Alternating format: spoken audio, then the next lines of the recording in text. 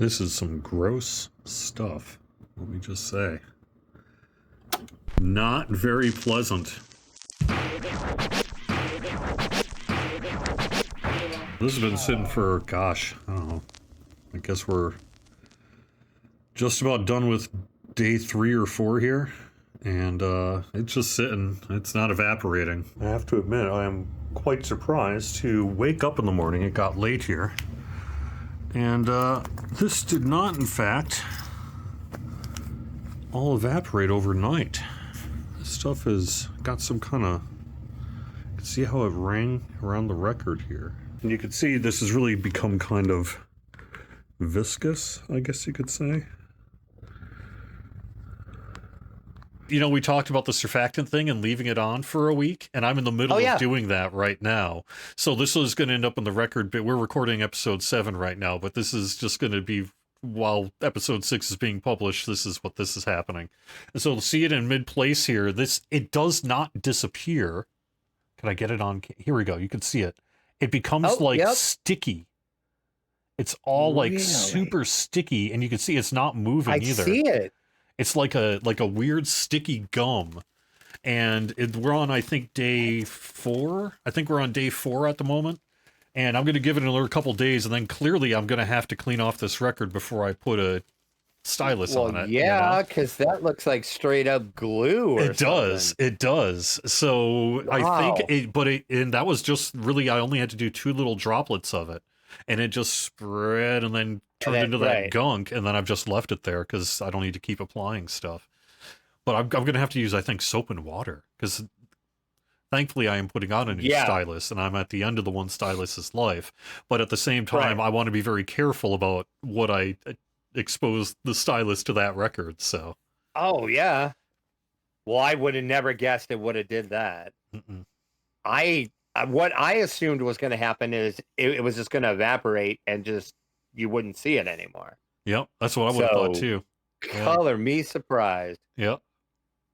See, now I'm double thinking about, do I want to add that to my water? Because, well, like, I don't know. I guess this was. I don't know now. This would have been too basic, about that much of an eyedropper full. Right.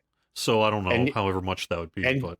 You applied it directly to the record. Just directly to the record. Just squooshed it right onto the record. But it has me thinking it too. I was like, especially if I'm doing the rag method, where I'm seeing only a modest benefit at, if any. Right. Then maybe I should just go back to my standard old couple of drops of, detergent, dishwasher detergent, or dishwater detergent, and purified water, distilled water, and a small amount of rubbing alcohol, and just call it done, and not worry about it anymore. I might, yeah.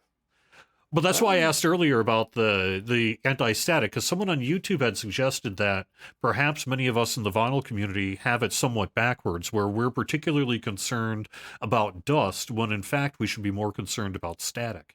Because it's the static that causes the dust and the other things, and I think there's some validity to that. So if I can't afford a $600 ultrasonic cleaner, I could probably maybe do a $300, $350. Maybe I can even get lucky and find something on eBay used or secondhand or something. Every once in a while, those are on sale. Yeah, and do a really focus on the anti-stat and really make sure the anti-stat is where it needs to be. Yeah.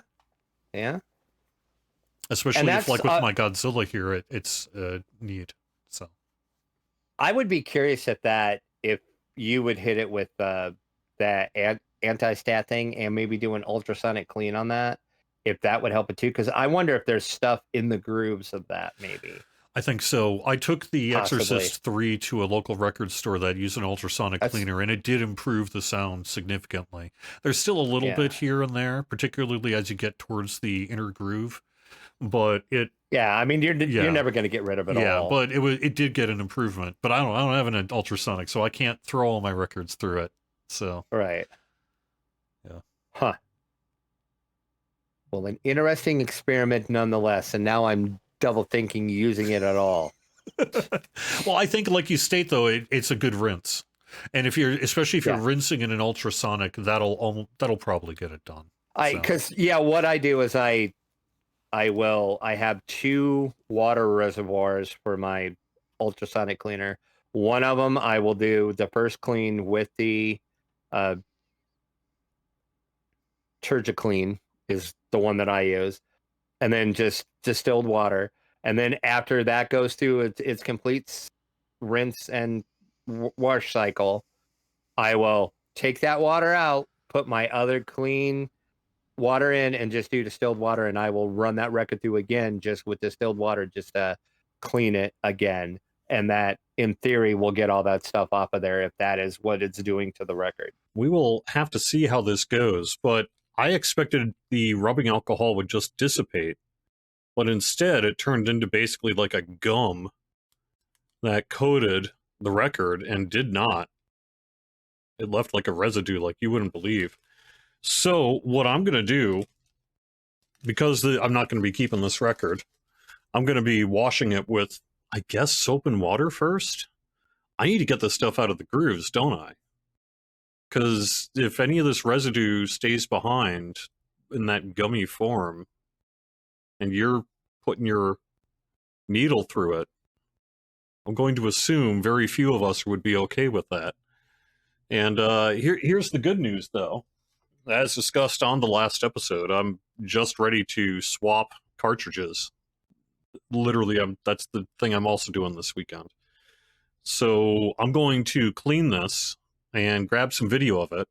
Then I'm actually going to do some audio rips of a couple of records that I want to do a before and after on with the new needle for a different segment.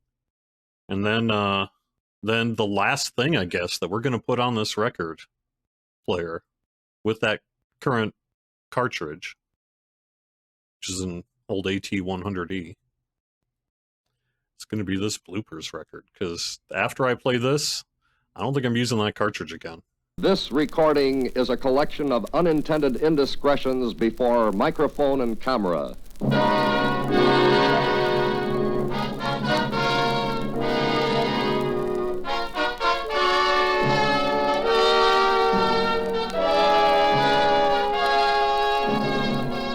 It is intended as a sympathetic tribute to the members of the radio and television industry who have been the victims of these classic boners.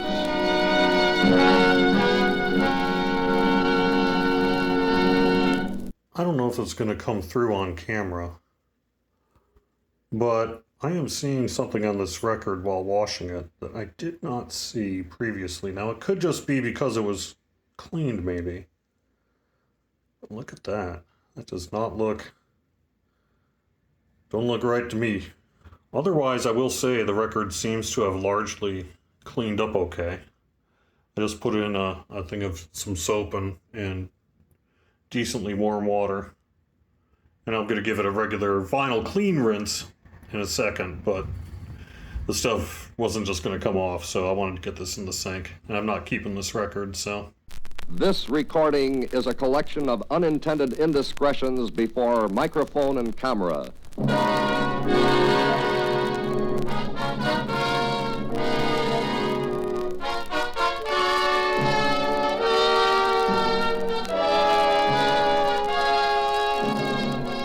It is intended as a sympathetic tribute to the members of the radio and television industry who have been the victims of these classic boners.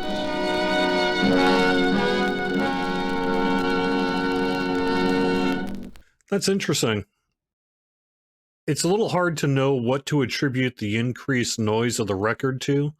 Could be because I cleaned it in the sink, for example, but I did give it a chance to dry before I put it on the turntable.